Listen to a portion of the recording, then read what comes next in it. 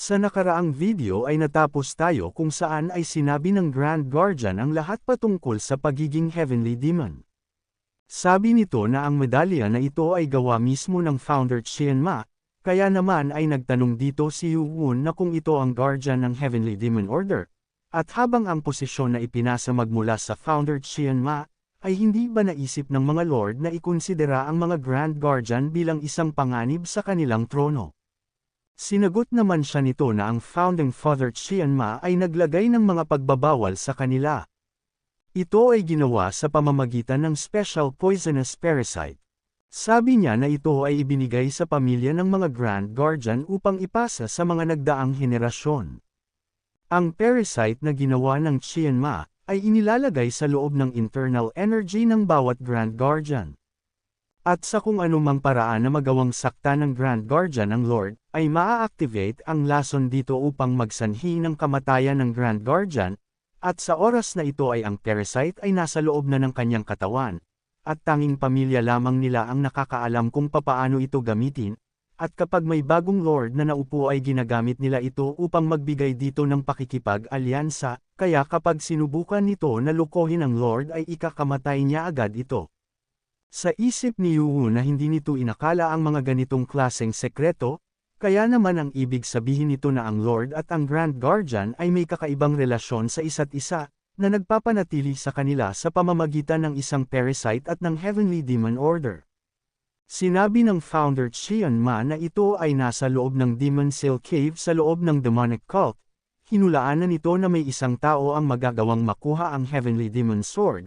At silang mga Guardian ay naghintay ng ilang daang taon ngunit wala ni isa ang nagawang mahanap ang Heavenly Demon Sword, o kahit pa ang magawang matutunan ang Heavenly Demon Sword Art ng Heavenly Demon. Ang Guardian sa sinasabi ng Lord Qian Ma ay ang maglingkod lamang ang mga ito sa tunay na tagapagmana, at siya bilang ang kasalukuyang Heavenly Demon. Matapos ay sinabi nito na bigyan siya ng chi ng Heavenly Demon ni Yu Wun. Nagtanong naman dito ang ating bida na kung anong chi ng Heavenly Demon ba ang sinasabi nito. Matapos ay inilabas nito ang kanyang espada at tinatanong kung ang aura na ba na ito ang kanyang tinutukoy. Agad naman sinabi ng Grand Guardian na ang parasite na ginawa sa kanya ay kasalukuyang bulag dahil ang Lord Qian Ma ay wala pang nakikitang tagapagmana. Ang Lord Qian Ma ay nag-iwan ng isang utos at sinabi na ang parasite ay makikilala ang tunay na tagapagmana sa pamamagitan ng chi ng Heavenly Demon bilang kanyang master, at kung mabibigyan niya ito ng kahit na kaunting chi nito ay maaari na niya itong mapaglingkuran bilang kanyang master. Kaya naman ay agad na ipinatong ni Yu Wun ang espada nito sa ulo ng Grand Guardian, matapos ay unti-unting pumapasok sa katawan nito ang aura ng espada, na maya-maya naman ay nagkaroon na ito ng epekto. Ramdam na ramdam ng Grand Guardian ang pagpasok nito, at nang makaabot na ito sa parasite na nasa kanya ay agad naman itong nagising. Nang matapos na maramdaman ito ng Grand Guardian, ay agad nitong sinabi na siya ang Grand Guardian, at Guardian ng Heavenly Demon Order, Marakim, ay ibinibigay ang kanyang buong katapatan sa tunay na Heavenly Demon.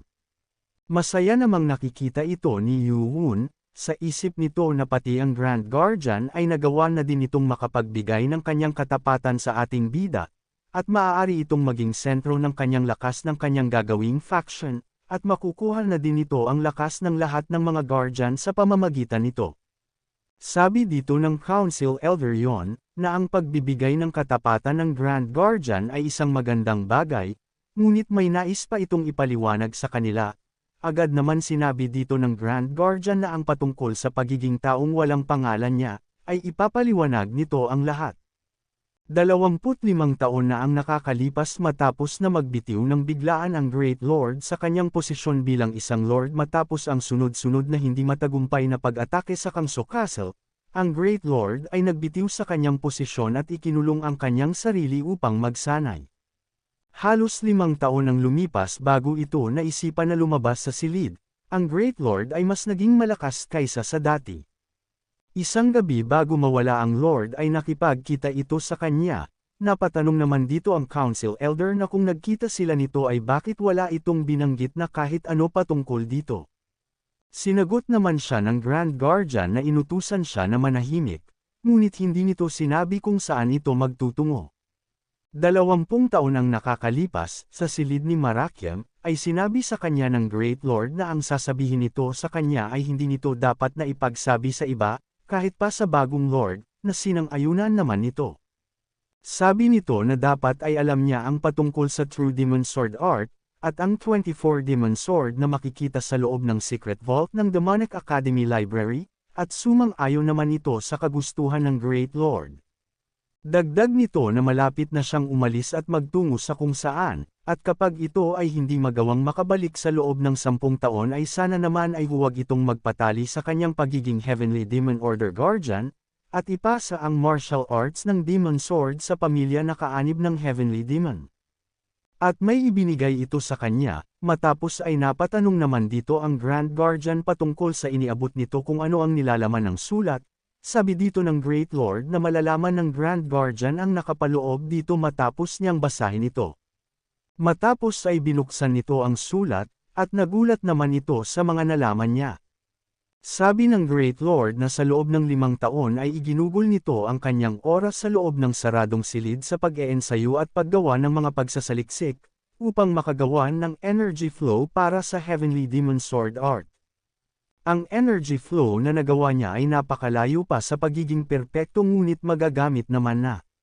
Sabi nito na habang wala siya ay mag-ensayo ito at gawing perpekto ang Heavenly Demon Sword Art. Nagsabi naman dito ang Grand Guardian na papaano nitong magagawang maperpekto ang Heavenly Demon Sword Art kung ang kahit ang Lord ay hindi ito magawa. Sinagot naman siya ng Great Lord na malaki ang tiwala nito sa Grand Guardian na magagawa niya ang bagay na ito. Sabi nito na gumugol siya ng 8 taon sa paggawa ng energy flow para sa Heavenly Demon Sword Art, ngunit nagawa lamang niyang magaya ito sa pamamagitan ng Flying Sword Technique, at gaya nga ng iniutos sa kanya, ay naghintay ito sa Great Lord ng 10 taon ngunit ang Great Lord Xian Inji ay hindi na nagawang makabalik pa sa demonic cult, matapos ay natutunan nito ang 2 martial arts ng Sword Demon sa loob ng 2 taon, at ipinatawag ang mga elders ng 3 clan. Sabi ni Yuwon na naiintindihan na nito ang lahat, ngunit bakit hindi itinuro ng Great Lord ang martial arts ng Sword Demon nang siya na lamang? Sabi dito ni Marakiam na kahit siya ay hindi din ito maintindihan ngunit ang Great Lord ng oras na iyon ay nagdududa sa kasalukuyang Lord nila, sa narinig ay nagtaka naman dito si Yuwon. Kaya naman ay sinabi ng Council Elder yon na noong panahon na iyon ay may usap-usapan na umiikot, na ang Great Lord ay nais na gawing Vice Lord si Qian Yi na mula sa Loyal Clan, na kaparehas din ng clan ng kanilang kasalukuyang Lord. Ngunit ang kanilang kasalukuyang Lord Xian Ojong ay nagawang paslangin ang halos lahat ng mga kandidato para sa tagapagmana sa pagiging Vice Lord pagkatapos na magtapos sa Demonic Academy. Sa huli ay mayroon na lamang 2 kandidato ang natitira, si Xian Ojong, at ang kanyang kapatid sa kaparehas na clan. Upang makasigurado sa kanyang posisyon ay nagawa nitong putulin ang braso ng kanyang kapatid, nang bigla na lang na ibinigay ng Great Lord ang posisyon kay Xian Ojong, na nagresulta sa pagtataka ng lahat. Sabi naman ng Grand Guardian na mayroong isang bagay ang sinabi sa kanya ng Great Lord at sinabihan na mag-iingat. Napatanong naman dito si Yuwon kung anong babala ang sinabi sa kanya. Sabi ng Great Lord sa kanya na kapag hindi nito nagawang makabalik sa loob ng 10 taon, ay may malaking panganib ang maaring dumating sa buong Heavenly Demonic Cult. Kung umabot ka na sa parte ng video na ito ay maaari lamang na i-click ang like at super thanks sa baba bilang pagsuporta. Maraming salamat. Bigla namang nakaramdam ng pagkabahala dito ang ating bida. Dahil hindi maari ito, dahil mukhang alam na ng Great Lord ang patungkol sa Six-Blade Martial School, sabi naman dito ng Grand Guardian na sa tingin nito ay tama siya, dahil noong una ay hindi siya sigurado sa bagay na ito hanggang sa personal na nitong nalaman ang lakas ng mga ito, at tingin niya na ito na ang panganib na sinasabi sa kanya ng Great Lord, sa isip ni Yuwon na mukhang ang sanhi ng pagkakawala ng Great Lord ay maaring konektado sa Six-Blade Martial School.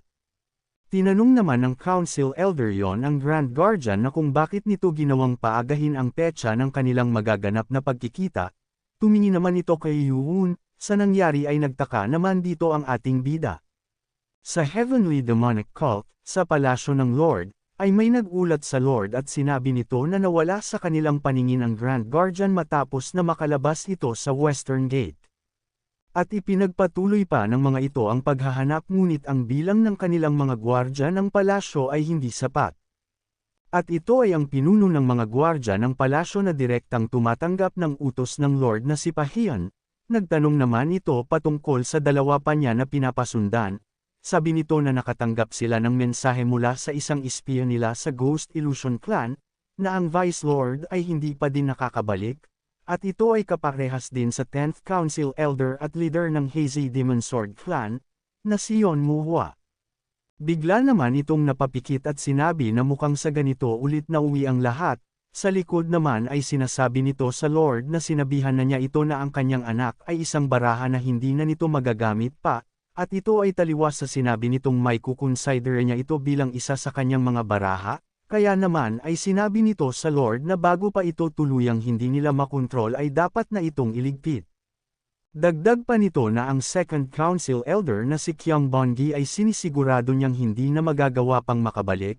Kung nakita nito ang ginawa ni Yuun sa mga nakaraan ay sigurado siyang mahuhulaan niya na ito, tinitigan lamang ito ng Lord habang napapaisip. Sabi pa nito na wala na itong pakinabang pa sa kanila, at kapag hinayaan lamang niya ito kasama ng 6 na main clan ay mababawasan lamang ang kanyang puwersa, at kung puputulan nito ang ugat ng lahat ay ang lahat ay normal nang babalik sa dati. Kaya naman ay sinabi ng Lord dito na kung ganun ay putulan ito ng parte ng kanyang katawan, masaya namang sinabi nito na ang desisyon ng Lord ay napakahusay. Kaya naman ay tinawag nito si Pahian, at sinabi na siya bilang Lord ay ipinag-uutos na arestuhin ang Left Guardian Li Hameng, at ang Right Guardian Si Meng, at ipadala ang dalawa sa presinto ngayon din. Bago sumikat ang umaga, ang grupo ni Qian Yuun ay inilibing ang bangkay ng Second Council Elder malayo sa Ouyun Creek, na namatay sa paggamit ng Divine Blood Reversal Art, upang maiwasan ang pagkakadiskobre dito. Mabilis na naibalik ang internal energy ni Qian Yuun ng mabilis sa pamamagitan ng meditation, ngunit si Marakem at ang Council Elder Yon ay nakaligtas pa lamang sa natamo nilang mga internal injury, at kakailanganin pa ng ilan pang oras sa pagmameditate, at ang ating bida ay nagbantay sa mga ito habang nagpapagaling ang dalawa. At matapos ay kinabukasan nito ay nakabalik na si Qian Yuun sa palasyo ng Demonic Cult, ngunit may napansin naman itong kakaiba sa pintuan ng Demonic Cult, at napaisip na may kakaibang nangyayari sa paligid, dahil kumpara kahapon ay ang mga gwardya sa Castle Gate ay hindi kasing higpit kaysa sa ngayon. Kaya naman ay agad nitong ipinakita sa mga gwardya ang kanyang Jade Medallion bilang pagkakakilanlan, at agad namang binati ng mga gwardya ang pagbabalik ng kanilang Vice Lord.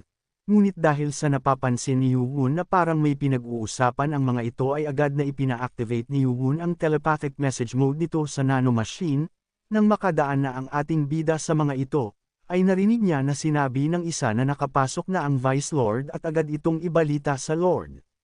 Sa isip nito na alam niya na ang mangyayari dahil sa matapos nitong makita ang bawat teknik nito sa nangyaring labanan noong nakaraan, at isa pa doon ay malinaw na ang Lord ay pinaghihinalaan na ang kaugnayan nito sa Grand Guardian, at mukhang ito na ang sinasabi niyang umpisa ng labanan. Sa kabilang banda naman ay kasama ng mga gwardya ang Grand Guardian at ang mga ito ay patungo sa Lord. Nang makarating ay agad na ibinalita ng mga ito na matagumpay ng mga ito na naidala ang Grand Guardian dito, kaya naman ay sinabi ng Lord na agad itong papasukin. Nang makapasok ay agad na humingi ito ng paumanhin dahil sa nagawa nitong mapag-alala ang Lord. Ngunit sinabi naman dito ng Lord na kung kamusta ang naging paglalakbay nito. At dagdag ng Lord na hindi na ito magpapaligoy-ligoy pa dahil ang Second Council Elder ay umalis ng Demonic Cult noong nakaraang gabi ngunit hindi pa din bumabalik. Nais sana nitong magsalita ngunit nagalit ang Lord dito at sinasabi na hindi pa ito tapos sa kanyang sinasabi. Sa pagpapatuloy ng Lord ay sinabi nito na bukod pa doon ay nalaman din nito na ang Vice Lord at Council Elder Yon ay nawala din sa Demonic Cult noong nakaraang gabi. Bigla naman itong napamura, dahil hindi lamang pala siya ang pinapasundan ng Lord kundi kahit na ang Vice Lord at ang Council Elder Yon, at mukhang ginamit nito ang mga gwardya ng palasyo imbis na ang mga mandirigma na mula sa mga guardian upang gumawa ng trabaho. Sabi ng Lord na base sa mga aksyon ng Vice Lord, ay ang masasabi lamang niya ay mukhang may hindi magandang nangyari sa Second Council Elder, at kung ang Vice Lord ay nagawang pasunudan palabas ng demonic cult ang Second Council Elder at paslangin, ay hindi ba ito isang kaso ng pagpatay dahil sa personal na paghihiganti? Sa isip ng Grand Guardian na ito pala ang gusto nitong mangyari, ang magawang may sisi sa Vice Lord na si Qian Yuan ang pagpatay sa Second Council Elder upang pahirapan siya. Kaya naman ay sinabi nito sa Lord na sa tingin niya na ang insidenteng ito ay walang kahit na anong kaugnayan sa personal na nararamdaman ng Vice Lord. Kaya naman ay sinabi ng Lord dito na kung hindi ang Vice Lord ang may gawa ay sino naman. Sa isip nito na ang tangi lamang niyang pagpipilian ay ang ibahin ang kwento ng kaunti upang hindi magawang madamay ang Vice Lord, kaya naman ay sinabi nito na magsasalita na siya patungkol dito. Sabi nito na ang nangyari ay ang katawan nito ay naging sobrang laki dahil sa paggamit ng blood reversal art, at nais niya sana itong ibalita ang patungkol dito sa Lord upang magpadala ng mga tauhan na kukuha ng bangkay nito pabalik ng demonic cult. Kaya naman ay sabi nito na dahil dito ay mayroong mga gwardya ang palasyo upang masamahan ito, at ibalik nila ang katawan ng Second Council Elder. Nang bigla namang sinabi ng isang lalaki sa gilid nito na tama siya, dahil ang Grand Guardian Marakim ay nasa panig na din ng kanyang anak na si Qian Yuan, at base sa kanilang nakikita, ay ang Grand Guardian ay hindi susunod gaya ng kanilang mga pinlano, sabi naman dito ng Lord na hindi nito magagawa, at kailangan niyang sumunod sa kanyang Lord. Matapos ay may kinuha itong susi, at may binuksan. Mula dito ay may isang kahon, nang buksan niya ito ay nagtanong ang lalaki kung ano naman ang laman ng kahon na ito. Sabi ng Lord na isa itong reactant, at ito ay ibinigay sa kanya ng Great Guardian 25 taon na ang nakakalipas matapos na magsabi ito ng katapatan sa kanya bilang Lord ngunit hindi niya ito kinain noong panahon na iyon. Ipinadala niya agad ito sa demonic doctor upang masuri, at kamakailan ay nakuha nito ang nais niyang makuha, matapos ay agad nitong kinain ang hawak-hawak niyang reactant. Nang matagumpay niya itong kainin ay napasabi na lang ito ng may saya, na ngayon ay wala na itong pagpipilian pa kung hindi ang makinig at sumunod sa kanyang mga ipinag-uutos. Sa mansion naman ng Ghost Illusion Clan, ay sinabi kay Yuhu ng 11th Council Elder Juan na ang parehas na Left Guardian at Right Guardian ay ikinulong. Dagdag pa nito na si Becky ay ipinadala bilang isang Vice Leader sa North Expedition Team na pinamumunuan ng Spring Clan, at si Wang Hul naman ay ipinadala sa Armored Cavalry of Sword Clan upang maging Vice Leader din dito. Ito ay isang direktang utos mula sa Lord kaya naman ay wala silang dahilan upang hindi sumunod. Sabi ni Yuhu na sila Becky, Moonju, Wang Hul at Samat Chok ay naitalaga sa ilalim ng kanilang mga klan na kasapi. Dagdag pa ng Council Elder Juan na itong umaga lamang ay ipinag-utos ng Lord na agad na magtungo ang mga ito. Sabi naman dito ni Heobong na ito ay isang opisyal na utos mula sa Master Rank Warriors ng kanilang demonic cult. Nang bigla namang napasabi si Heobong na mabuti na lamang at matagumpay itong nakaiwas sa panganib, ngunit sa isip naman ng Council Elder na tingin ito ay hindi siya pinansin dahil sa hindi naman ito kalakasan. Sabi ng Council Elder Juan na hindi lamang ito patungkol sa kanyang mga guardians at tagasunod, dahil ipinadala din ng Lord ang 9th Council Elder sa Honem Castle bilang representante kasama na din ang 8th Council Elder, upang makabuo ng isang depensang linya sa hilagang silangan ng Gangsu Province kontra sa clan ng Six-Blade God Warriors. Sabi naman dito ni Council Elder yon na tingin nito ay may natanggap din itong utos. Sabi naman dito ni Council Elder Juan na maarin mayroon, dahil ang mga mandirigma mula sa mga sect leaders mansion ay binisita ang clan nito ng madaming beses habang wala ito, at mabuti na lamang at nakalabas ito ng demonic cult nang suot ang maskara niya kaya naman ay walang ideya ang mga ito na nakabalik na siya. Galit na galit naman dito si Heobong at napapatanong na kung bakit ito nagawa ng ibang mga sect leader sa kanila, at mukhang nais nilang ihiwalay ang mga kasamahan ng Vice Lord sa tabi nito, at mabuti na lamang at ang Council Elder Juan ay naiwan, sabi naman nito na siguro ang rason kung bakit iniwan nila ito ay iba sa kanila. Sa isip naman nito na sa ganitong sitwasyon ay hindi direktang mahahalata na ang target nila ay ang Vice Lord, Nang bigla naman silang may naramdamang malakas na puwersa mula sa labas ng kanilang clan manor, kaya naman ay napatanong dito si Heobong na kung anong problema sa mga reaksyon ng mga ito, kaya naman ay napapatanong ang Council Elder Juan na kung ano na ang gagawin nila ngayon, dahil mukhang huli na ang lahat. Kaya naman kung gusto mo na masubaybayan ang ating kwento ay i-open mo lang ang notification bell pagkatapos mo na mag-subscribe.